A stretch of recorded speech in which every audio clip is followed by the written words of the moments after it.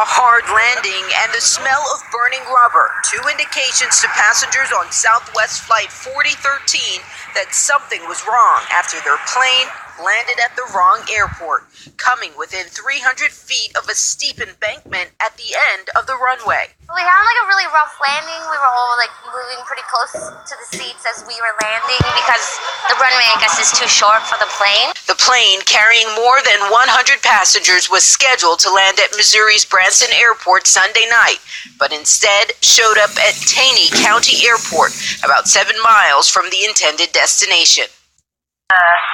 Plane ended up landing at Point Lookout Airport and needs mutual aid.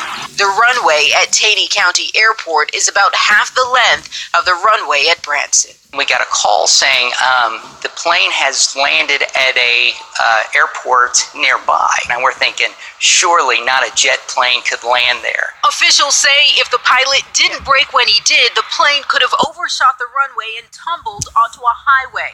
Passenger Scott Schieffer captured the aftermath on video. It shows passengers evacuating the plane before being bused to the larger airport.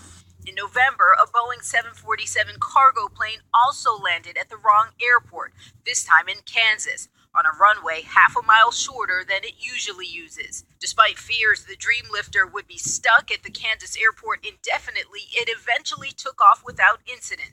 Southwest is hoping for a similarly successful outcome for their Boeing 737. A giant Air Force plane landed at the wrong airport, a tiny airport with a short runway. Oh my God.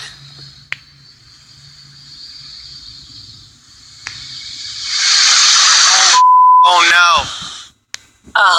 Oh yeah.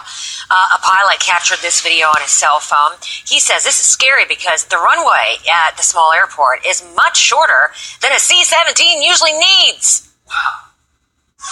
The MacDill's airstrip is 11,000 foot long.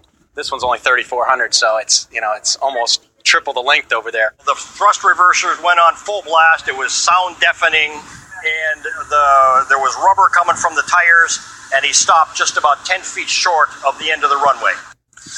Wow, precision, right? The plane took off again, and it went to the nearby Air Force Base where it was originally scheduled to land.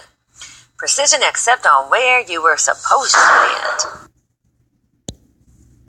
This morning, the FAA is investigating a Boeing cargo flight that got lost over Kansas and landed at the wrong airport.